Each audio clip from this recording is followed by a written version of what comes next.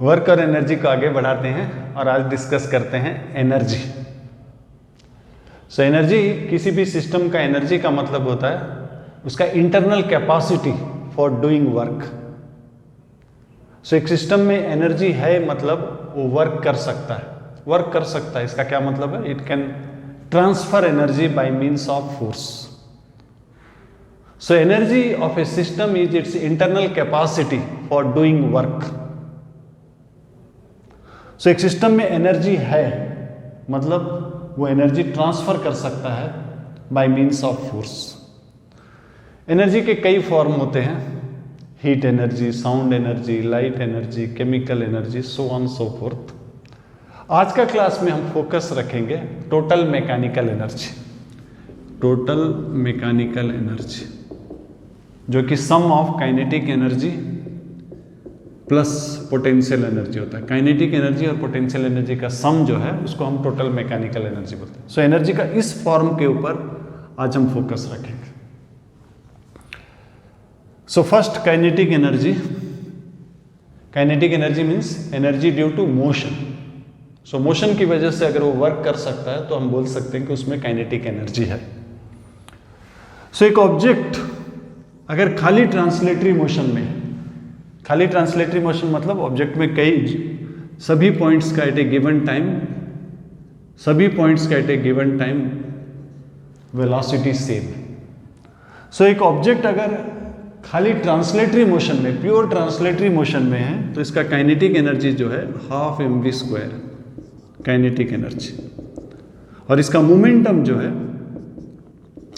ये momentum vector quantity है m/v। लेकिन ऐसा नहीं है, डिफरेंट पॉइंट्स का अगर डिफरेंट स्पीड्स है सो काइनेटिक एनर्जी जो है ऐड हो जाएगा। ईच पार्टिकल का काइनेटिक एनर्जी, एक पार्टिकल, सभी काइनेटिक एनर्जी ऐड हो जाएगा। पार्टिकल mi पार्टिकल का सपोज स्पीड vi है तो इसका काइनेटिक एनर्जी इतना है तो सभी का ऐड हो जाएगा। और मोमेंटम लेकिन यही रहेगा, मोमेंटम जो है mvcm सेंटर ऑफ मास। सो अभी हम फोकस करते हैं ट्रांसलेटरी मोशन पर, यानी कि एट ए गिवन टाइम सभी पॉइंट्स का वेलोसिटी सेम है, हेंस काइनेटिक एनर्जी ये है, मोमेंटम ये है। यहाँ हम रिलेट भी कर सकते हैं, काइनेटिक एनर्जी क्या है, हाफ mv²। ऊपर नीचे m मल्टीप्लाई कर दीजिए, m/am²। सो m/v जो है मोमेंटम का मैग्नीट्यूड है। सो काइनेटिक एनर्जी जो है p²/2m। सो ये रिलेशन है ट्रांसलेशन में काइनेटिक एनर्जी और लीनियर मोमेंटम का। इसके ऊपर हम क्वेश्चन भी ले सकते हैं। मान लेते हैं एक ऑब्जेक्ट जो है ट्रांसलेटरी मोशन में और इसका मोमेंटम जो है 80% बढ़ जाता है तो काइनेटिक एनर्जी कितना बढ़ेगा? सो मोमेंटम 80% बढ़ जाता है, फाइनल मोमेंटम जो है इनिशियल मोमेंटम प्लस 80% बढ़ गया यानी कि 1.8।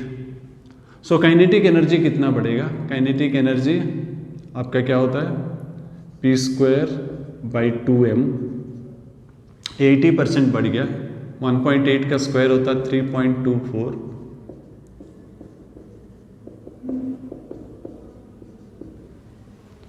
सो काइनेटिक एनर्जी जो है 3.24 टाइम्स, यानी कि काइनेटिक एनर्जी प्लस 2.24 टाइम्स ये final kinetic energy.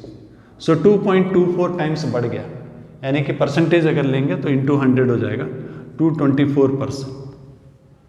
Right. So kinetic energy due to motion, और खाली ट्रांसलेशन अगर है तो काइनेटिक एनर्जी जो है हाफ mv² होता है। नेक्स्ट बात करते हैं पोटेंशियल एनर्जी की। Potential energy means energy due to position या फिर configuration. Energy possessed by a system due to its position और कॉन्फ़िगरेशन, मतलब अपने पोजीशन की वजह से वो वर्क कर सकता है। एक ब्लॉक लीजिए, उसको सर्टेन हाइट पे रखिए, जब आप छोड़ देते हैं तो ये ब्लॉक जो है नीचे जाएगा and it can do work.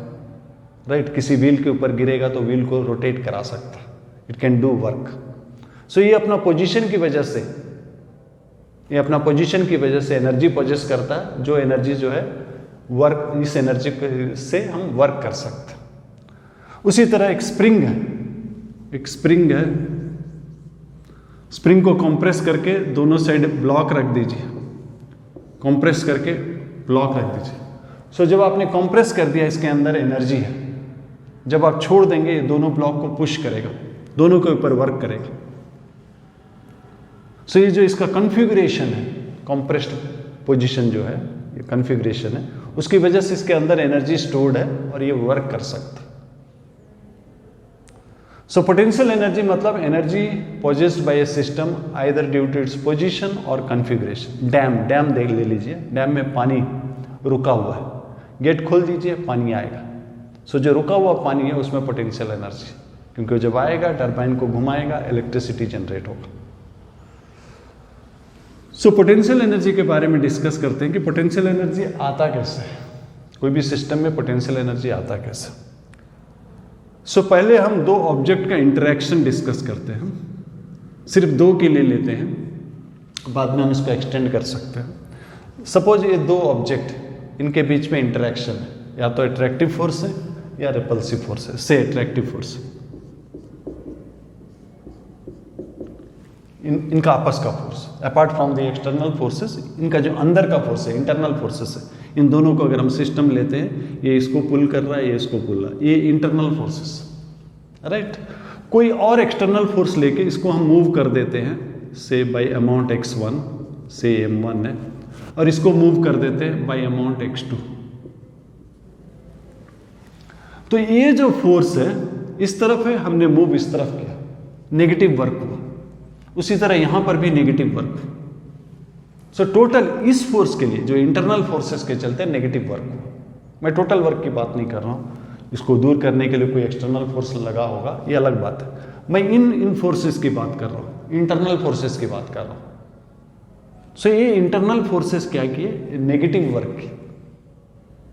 Negative work किए मतलब ये एनर्जी लूज की, ये एनर्जी लूज की। और ये जो एनर्जी लूज की है, क्या हम इसको वापस पा सकते हैं? अगर हम वापस पा सकते हैं मतलब ये एनर्जी यहीं कहीं स्टोर था, इसीलिए हम उसको वापस ला सकते हैं, राइट। तो अगर ऐसा है तो ये जो स्टोर्ड एनर्जी है यही पोटेंशियल एनर्जी, और ये डिपेंड करता है इस फोर्स के ऊपर। क्या इस फोर्सेस की वजह से जो वर्क हुआ, जो एनर्जी ट्रांसफर हुआ, क्या वो सिस्टम में ही है? अगर है और इसको हम वापस ला सकते हैं, तो ये फोर्सेस को हम बोलते हैं कंजर्वेटिव फोर्सेस।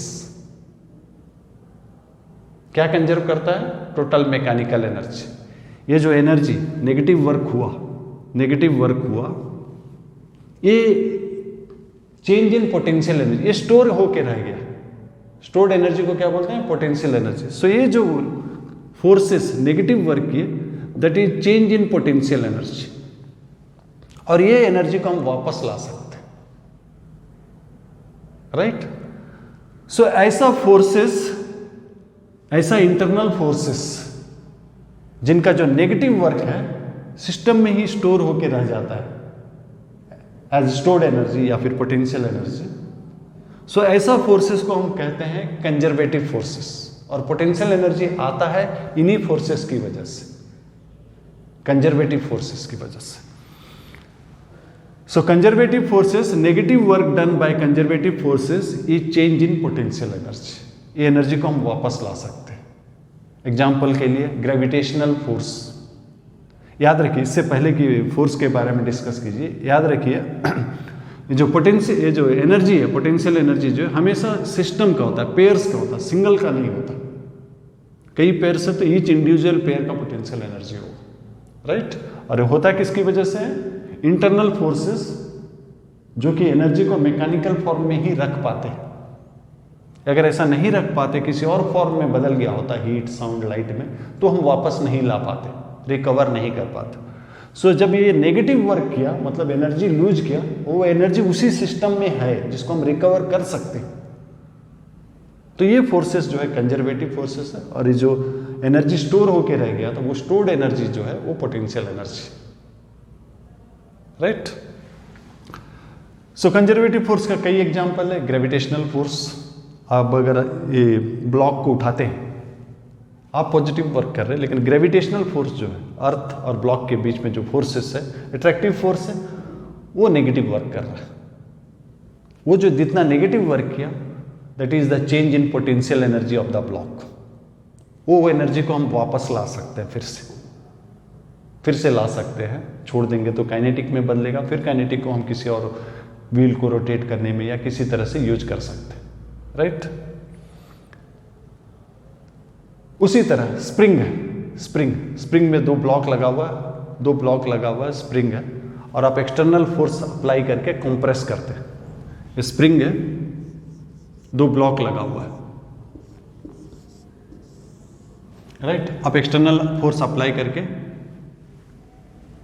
कंप्रेस करते हैं। जब आप कंप्रेस कर रहे थे, ये स्प्रिंग इधर फोर्स अप्लाई करेगा, इसमें फोर्स इधर अप्लाई करेगा, तो आप कंप्रेस कर रहे हैं, एक्सटर्नल फोर्स अप्लाई करके कंप्रेस कर रहे हैं। लेकिन ये जो फोर्सेस है, इसमें नेगेटिव वर्क हो रहा है, डिस्प्लेसमेंट इस तरफ हो रहा है, फोर्स इस तरफ।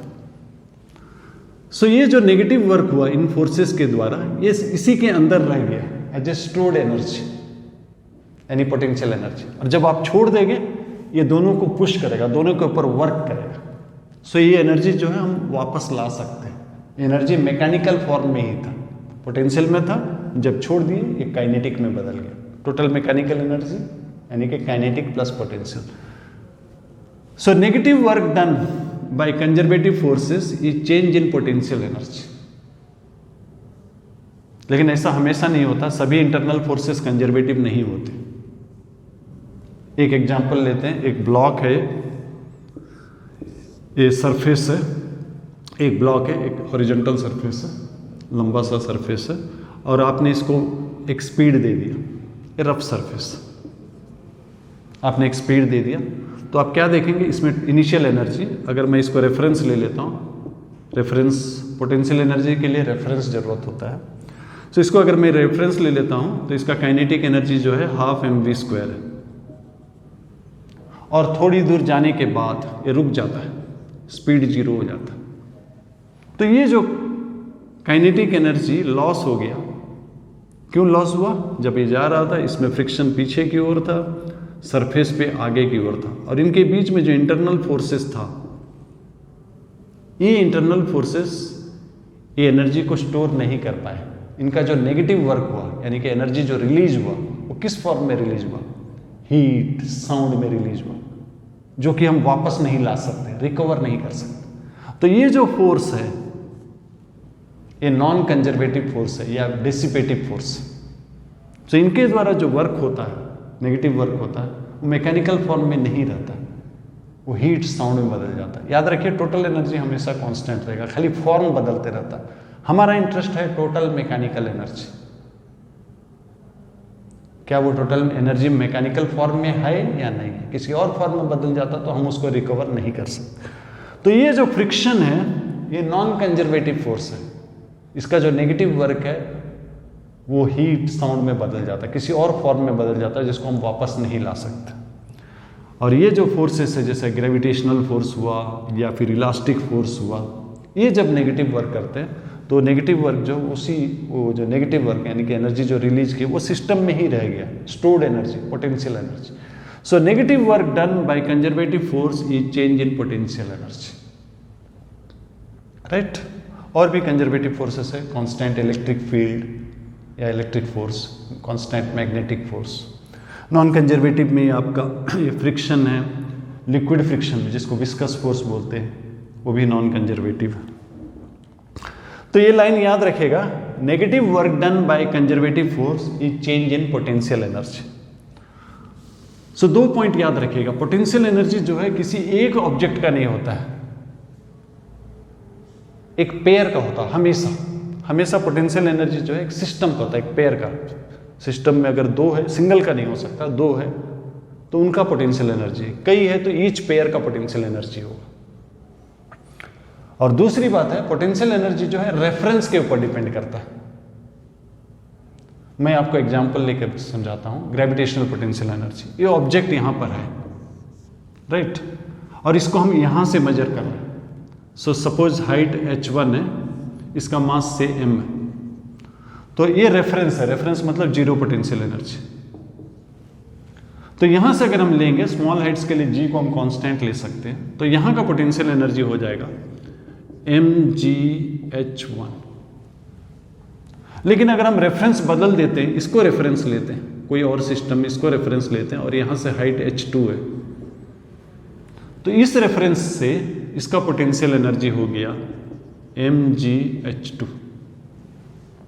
कोई और रेफरेंस ले लेते हैं, सपोज ये रेफरेंस ले लेते हैं और यहां से नीचे ये पोटेंशियल रेफरेंस है 0 है और यहां से नीचे, तो वहां से पोटेंशियल एनर्जी हो जाएगा माइनस mg से ये सपोज h3 है, h3। सो पोटेंशियल एनर्जी जो है रेफरेंस के ऊपर डिपेंड करता है, but change in potential energy अगर इसको आप यहां से यहां तक लेते हैं, तो चेंज इन हाइट कहीं से भी मेजर कीजिए, यहां से अगर मेजर कर रहे शुरू में इतना हाइट था, अब इतना हाइट, चेंज यही। यहां से मेजर कर रहे शुरू में इतना था, बाद में इतना था, चेंज इतनी। So change in potential energy जो है is independent of reference, independent of reference, right. So potential energy reference के ऊपर डिपेंड करता है, but change in potential energy जो है रेफरेंस के ऊपर डिपेंड नहीं करता। और मोस्टली हम चेंज इन पोटेंशियल चेंज की ही बात करते हैं। एक फॉर्म कम हुआ, दूसरा फॉर्म बढ़ गया, एक बॉल को हम ऊपर फेंकते हैं तो क्या होता है, ग्रेविटेशनल पोटेंशियल एनर्जी कमने लगता है, बढ़ने लगता है, काइनेटिक एनर्जी कमने लगता है। ऊपर से अगर हम छोड़ते हैं नीचे की ओर आ रहा, ग्रेविटेशनल पोटेंशियल एनर्जी कम रहा है, काइनेटिक एनर्जी बढ़ रहा। सो हम हमेशा चेंज के बारे में बात करते हैं, और जब चेंज के बारे में बात करते हैं तो independent of reference, right.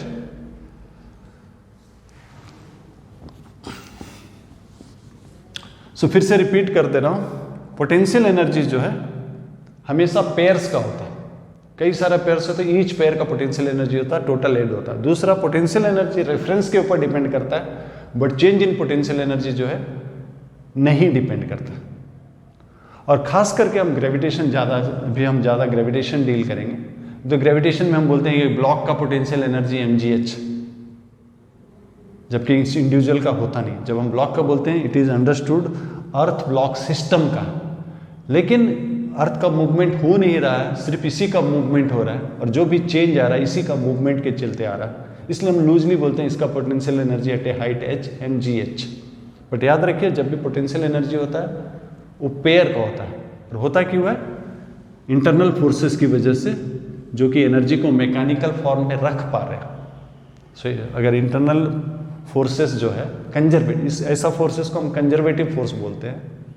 So internal conservative forces की वजह से पोटेंशियल एनर्जी आता है। सो ये कंजर्वेटिव फोर्स का कुछ प्रॉपर्टीज डिस्कस करते हैं।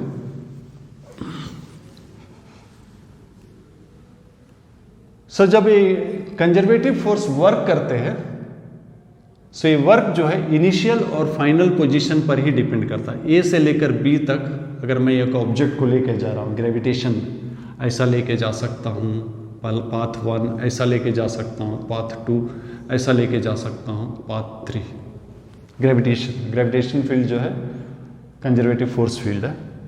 तो एक ऑब्जेक्ट को अगर हम यहाँ से यहाँ तक लेके जा रहे हैं, तो कोई भी रास्ता में लेके जाइए, gravitational work done by gravity जो है, यहाँ से नीचे से ऊपर ले रहे हैं, ग्रेविटेशन फोर्स नीचे की ओर है। सो वर्क डन बाय ग्रेविटी सभी पाथ में माइनस mgh, h क्या है, वर्टिकल हाइट। तो कंजर्वेटिव फोर्स का जो वर्क होता है डिपेंड करता है सिर्फ इनिशियल और फाइनल पोजीशन पर, नहीं डिपेंड करता है पाथ के ऊपर। सभी पाथ में वर्क सेम है, इंडिपेंडेंट ऑफ पाथ फॉलोड। से पहला है प्रॉपर्टी है कि कंजर्वेटिव फोर्स जो है, जो वर्क करता है, वो सिर्फ इनिशियल और फाइनल पोजीशन पे डिपेंड करता है, पाथ के ऊपर डिपेंड नहीं करता। वही एक ब्लॉक है, सपोज एक हॉरिजॉन्टल सरफेस में आप एक हॉरिजॉन्टल फोर्स अप्लाई करते हैं, तो वर्टिकल फोर्सेस क्या है, mg है, और नॉर्मल फोर्स आप एक हॉरिजॉन्टल फोर्स अप्लाई करते हैं तो फ्रिक्शन पीछे की ओर एक्ट करता है। और सपोज आप एक पाथ में लेके जा रहे हैं ऐसा, तो एवरी पॉइंट में मोशन का ऑपोजिट में फ्रिक्शन रहेगा। सो एवरी पॉइंट में ये नेगेटिव वर्क कर रहा है। सो वर्क डन जो है फ्रिक्शन इनटू टोटल पाथ का लेंथ सपोज L, और ये ऑपोजिट है माइनस। सो फ्रिक्शन जो है नॉन कंजर्वेटिव है। यहां पर अगर आप एक जगह से दूसरा जगह को लेते हैं एक ऑब्जेक्ट को, तो not only initial and final position, ये पाथ के ऊपर भी डिपेंड करता है। अलग अलग पाथ में अलग अलग वर्क होगा। यहां पर सपोज W1 है, यहां W2 है, ये दोनों बराबर नहीं होगा, right. So conservative force work depends on only initial and final position, not on the path followed. यहाँ not only initial and final position non conservative के लिए, जिसको डिसिपेटिव भी बोलते हैं, not only initial and final but also on the path. यहाँ पर अगर हम क्लोज्ड पाथ ले लेते हैं, तो यहाँ पर वर्क डन जो है 0 हो जाता है। कंजर्वेटिव फोर्स के लिए क्लोज्ड पाथ में वर्क डन 0 हो जाता है। नॉन कंजर्वेटिव में जरूरी नहीं। कंजर्वेटिव में अगर इस केस में लेंगे, एक हॉरिजॉन्टल सरफेस में अगर आप लेंगे, हॉरिजॉन्टल फोर्स अप्लाई करके घुमाते हैं, तो वर्क डन हो जाएगा फ्रिक्शन जो कि μmg होगा। अगर हॉरिजॉन्टल फोर्स है तो फ्रिक्शन μmg होगा into length of that path. Opposite है तो माइनस। सो ये इसको आप डेफिनेशन में भी यूज कर सकते हैं कंजर्वेटिव फोर्स का। What is conservative force? If work done depends only on initial and final position but not on the path followed, then we say force is conservative. या फिर ऐसा भी बोल सकते हैं, if work done in a closed path is 0, then force is conservative. Next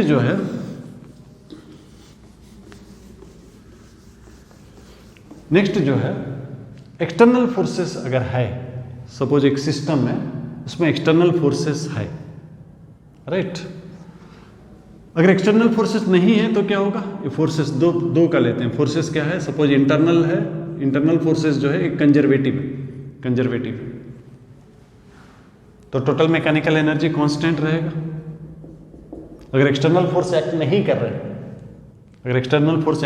रहे, और अगर कर भी रहे हैं तो उनका वर्क 0 है। Work done by external forces 0। Work done 0 मतलब कोई एनर्जी नहीं दे रहे हैं, कुछ एनर्जी सप्लाई नहीं कर रहे हैं। और हमारे पास जो इंटरनल फोर्सेस है वो कंजर्वेटिव है, मतलब एनर्जी को स्टोर करने का कैपेबिलिटी है उसमें। तो एक्सटर्नल फोर्सेस या तो एक सिस्टम में नहीं है, और अगर है भी तो अगर वो 0 वर्क कर रहे हैं तो इसका टोटल मैकेनिकल एनर्जी जो है वो कांस्टेंट रहेगा। एक सिस्टम का फोर्सेस, एक सिस्टम में अगर फोर्सेस जो इंटरनल फोर्सेस सभी कंजर्वेटिव है, एक सिस्टम में जितने भी इंटरनल फोर्सेस है वो सभी कंजर्वेटिव है, और एक्सटर्नल फोर्सेस नहीं है और है भी तो अगर उनका वर्क 0 है तो सिस्टम का टोटल मैकेनिकल एनर्जी कांस्टेंट रहेगा। इसको बोलते हैं कंजर्वेशन ऑफ मैकेनिकल एनर्जी। मैं रिपीट कर रहा हूं, एक सिस्टम है, सिस्टम के अंदर जो इंटरनल फोर्सेस है वो कंजर्वेटिव फोर्सेस, और उस सिस्टम में कोई एक्सटर्नल फोर्सेस नहीं है या फिर है तो उनका वर्क 0 है, तब सिस्टम का टोटल मैकेनिकल एनर्जी कांस्टेंट रहेगा। ये है law of conservation of mechanical energy. इसको थोड़ा अलग वे में भी लिख सकते हैं। एक सिस्टम है जिसका इंटरनल फोर्सेस कंजर्वेटिव है और एक्सटर्नल फोर्स जो है वर्क कर रहा है, एक्सटर्नल फोर्स वर्क कर रहा है, then that is the change in its mechanical energy. Internal force की वजह से चेंज नहीं हुआ, लेकिन एक्सटर्नल फोर्स वर्क कर रहा है। वर्क कर रहा मतलब एनर्जी ट्रांसफर कर रहा है, right. So that is the change in mechanical energy.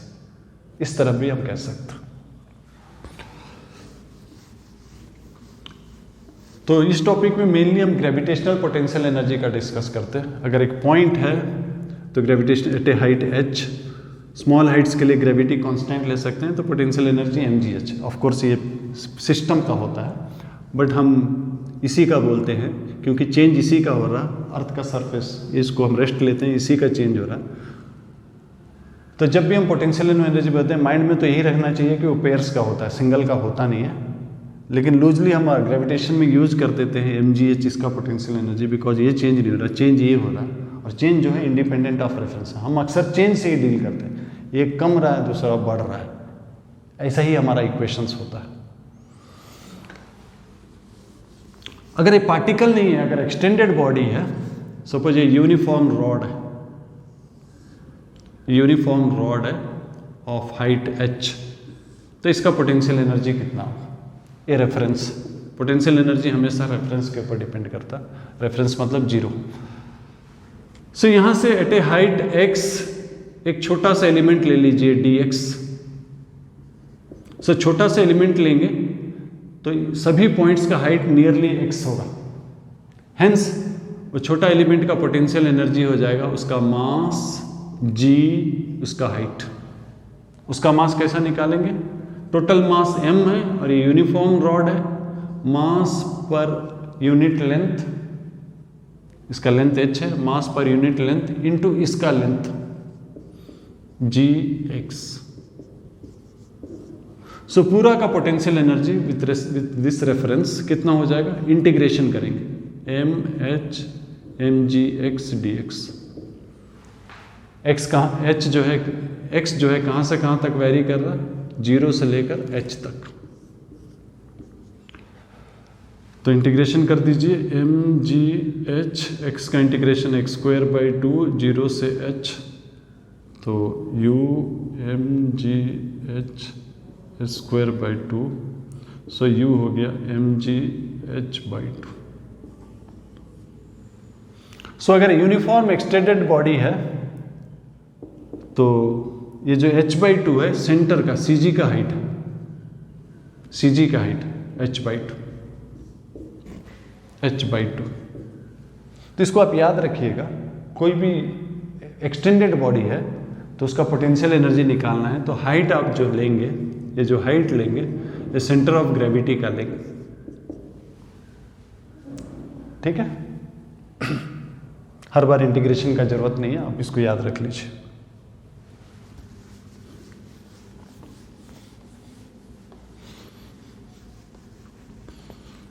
एक क्वेश्चन लेते हैं। ये यूनिफॉर्म रॉड है, मास m में लेंथ l है, यहाँ पर हिंज्ड है, इसका लेंथ l है, राइट। इसको आप डिफ्लेक्ट कर रहे हैं through angle theta, through angle theta deflect कर रहे हैं। सो आपको क्वेश्चन पूछा गया what is the work done to deflect it through theta, या फिर what is change in potential energy, ये क्वेश्चन। तो ये सेंटर है, इनिशियली सेंटर का पोजीशन ये है, कितना दूर पे है? l/2 में। फिर ये राइज कर जाता है यहाँ पर, इतना राइज करता है, इतना राइज करता है, एंगल थीटा है, तो ये जो है ये हो जाएगा आपका l/2 cos थीटा। सो ये जो हाइट राइज हुआ सेंटर का वो कितना होगा? mgh थ्रू विच सेंटर जो है राइज किया, mg यहाँ से यहाँ तक l/2 है, ये l/2 cos थीटा है। सो जो h है l/2 minus l/2 cos theta, यानी कि l/2 कॉमन लेने से 1 minus cos theta. So this is the work done और this is the increase in potential energy.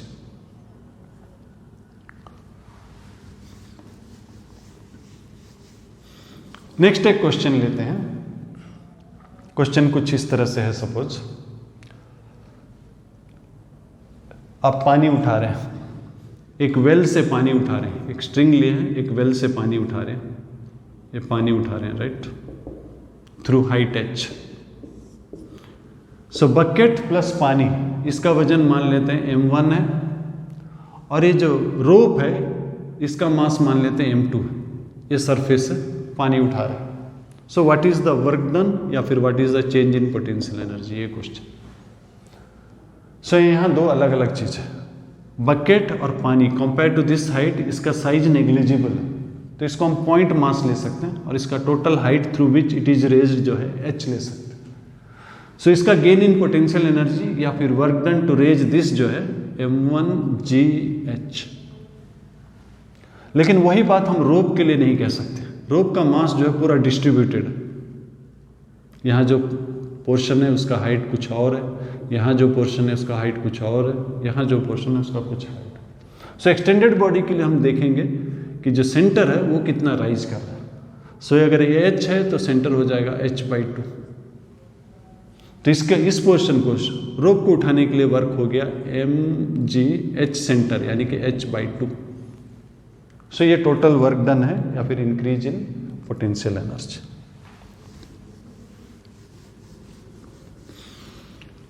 एक क्वेश्चन, नेक्स्ट क्वेश्चन लेते हैं। ये टेबल टॉप है, ये टेबल टॉप है, इसमें एक चेन पड़ा हुआ है। आप यहां पकड़ के रखे हैं। चेन का मास m है, चेन का लेंथ l है, राइट। और ये 1/5 जो है हैंग कर रहा है। ये स्मूथ सरफेस है, आप यहां पकड़ के रखें, आप यहां पकड़ के रखें सच दैट 1/5 ऑफ लेंथ जो है एक एज से हैंग कर रहा है। तो क्वेश्चन ये है, इसको धीरे से टान के पूरा टेबल में लाने के लिए आपको कितना वर्क करना पड़ेगा। इसको धीरे से टान के टेबल पे लाने के लिए आपको कितना वर्क करना पड़ेगा, ठीक है। सो पहले पोटेंशियल एनर्जी के लिए हम एक रेफरेंस ले लेते हैं, लेकिन अल्टीमेटली हमको चेंज मेजर करना है। रेफरेंस कुछ भी लीजिए, कोई फर्क नहीं पड़ता, चेंज जो है इंडिपेंडेंट ऑफ रेफरेंस। सो मैं इसको रेफरेंस ले रहा हूँ, रेफरेंस मतलब ये 0। सो अगर मैं इसको रेफरेंस ले रहा हूँ, जो पोर्शन ऑलरेडी टेबल पर है, जो पोर्शन ऑलरेडी टेबल पर है उनका पोटेंशियल एनर्जी 0 हो गया, सिर्फ इसका है। और ये नीचे की तरफ इसका मास, ये यूनिफॉर्म चेन है तो इसका लेंथ अगर l/5 है तो इसका मास हो जाएगा m/5 g। h किसका लेंगे, सेंटर का। ये मास डिस्ट्रीब्यूटेड है, सो cg का लेंगे।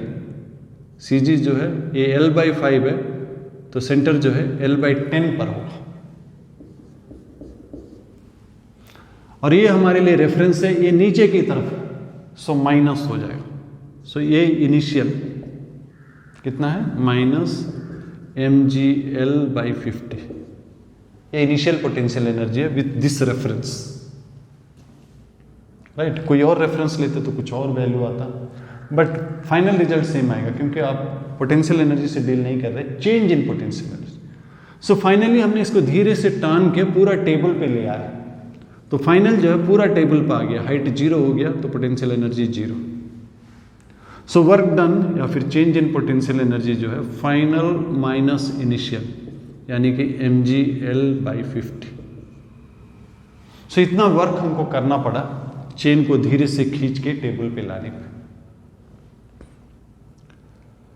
इसी क्वेश्चन को बदल देते हैं, इसी क्वेश्चन को बदल देते हैं। यहां पर आपने होल्ड करके रखा है, पकड़ के रखा है, छोड़ दीजिए, छोड़ दीजिए। और क्वेश्चन ये है कि ये जब पूरा निकल जाएगा बाहर, लास्ट वाला पोर्शन भी जब निकलेगा तो चेन का स्पीड कितना होगा, राइट। फिर से वैसे ही करते हैं, इसी को रेफरेंस लेते हैं। शुरू का पोटेंशियल एनर्जी यही रहेगा, बाद का पोटेंशियल एनर्जी जब पूरा निकल जाएगा, पूरा निकल जाएगा, ऐसा कुछ आ जाएगा तो पूरा मास आ गया g, और पूरा मास नीचे आ गया तो सेंटर जो है, ये पूरा लेंथ l है तो सेंटर जो है l/2 हो जाएगा। और ये नीचे, ये हमारा रेफरेंस है, ये नीचे की ओर है माइनस। सो ऊपर से नीचे आ रहा है, पोटेंशियल एनर्जी कमेगा, कमेगा मतलब initial minus final, potential energy कमेगा, that will be gain in kinetic energy. याद रखिए ग्रेविटेशनल फील्ड है, conservative force field, total mechanical energy constant रहेगा। सो पोटेंशियल एनर्जी कमा मतलब काइनेटिक एनर्जी बढ़ गया। So initial minus mgl/50 minus minus plus mgl/2 equal to ½ mv², m दोनों side cut जाएगा।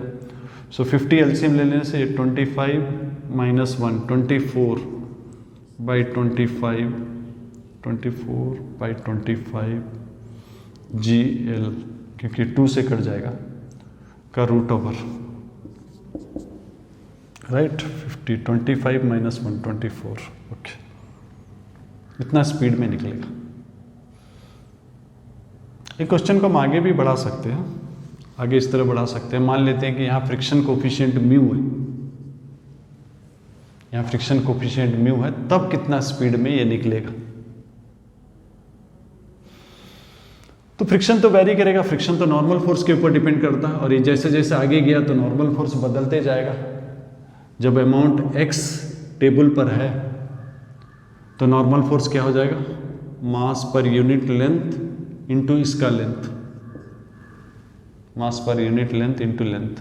ये नॉर्मल फोर्स है तो फ्रिक्शन होगा mu M G, mu M L. So friction का वर्क, बिकॉज फ्रिक्शन चेंज हो रहा है, हमको इंटीग्रेशन करना पड़ेगा स्मॉल डिस्प्लेसमेंट dx के लिए। So work done against friction जो है, वर्क डन अगेंस्ट फ्रिक्शन हो जाएगा mu M by L G X. ये frictional force small displacement dx के लिए वर्क डन अगेंस्ट फ्रिक्शन इतना होगा। सो टोटल वर्क डन जो है इंटीग्रेशन करेंगे, इंटीग्रेशन कितना है 0 से लेकर L/5 ऑलरेडी हैंग कर रहा था, तो ये जो है आपका कितना हो गया 4L/5। सो ये वर्क डन अगेंस्ट फ्रिक्शन, इसको आप इंटीग्रेशन कर दीजिए mu M G by L, X का इंटीग्रेशन x²/2, 2 इधर ला दिए x², यानी कि 16L²/25। सो ये वर्क डन अगेंस्ट फ्रिक्शन है। अब एनर्जी कंजर्वेशन अप्लाई कीजिए। ये जो लॉस इन पोटेंशियल हुआ, that is gain in kinetic energy plus work done against friction, इसको जोड़ दीजिए, राइट? तो आपको नया स्पीड निकल जाएगा। एक बात और याद रखिएगा, जब भी रिलेशन लीनियर होता है, जब भी रिलेशन लीनियर होता है, लीनियर मतलब समझते हैं, कोई भी इक्वेशन अगर इस फॉर्म में है, ax + b फॉर्म में है, जहाँ x वेरिएबल है, a b कांस्टेंट है, इस तरह का इक्वेशन को लीनियर इक्वेशन बोलते हैं। सो लीनियर इक्वेशन जब भी होता है, आप इंटीग्रेशन अवॉइड कीजिए और अर्थमेटिक मीन ले लीजिए। अर्थमेटिक मीन लेने से वही रिजल्ट आ जाता है। जैसे कि इस केस में शुरू में लेंथ कितना था, शुरू में फ्रिक्शनल फोर्स था, लेंथ था ये L/5 है, मतलब 4L/5। सो शुरू में फ्रिक्शन रहा होगा म्यू 4/5 म्यू n। सो 1/5 इधर है, मतलब इधर 4/5 है, ये शुरू का फ्रिक्शन। और पूरा चेन जब निकल जाता है, फाइनली फ्रिक्शन हो जाता है 0। तो अर्थमेटिक में मीन क्या होता है, initial plus final by 2। So ये average friction. So work done against friction होगा average friction into displacement. Displacement कितना है ये 4L/5। सो वर्क कितना निकल गया, इसको मल्टीप्लाई कर दीजिए, 4 4 16, 5 × 5 25। So 16 mu M G L 5 × 5 25 × 2 50। तो यहां पर भी हमारा कितना निकला था 16, 25, एक L कट गया, यही निकला, राइट? तो ये रिपीट कर रहा हूं, यूजुअली जो भी फंक्शन वेरी करता है आपको इंटीग्रेशन करना चाहिए, लेकिन वेरिएशन अगर लीनियर है, लीनियर मतलब इस फॉर्म में x वेरिएबल है, a b कांस्टेंट है, इस फॉर्म में है, तो आप अर्थमेटिक मीन लेके सॉल्व कर दीजिए, जल्दी हो जाएगा, राइट? सो ये था आज का क्लास जो कि एनर्जी पे था। मेनली हमारा फोकस कंजर्वेटिव फोर्स पर था। नेक्स्ट क्लास आगे कंटिन्यू करते हैं।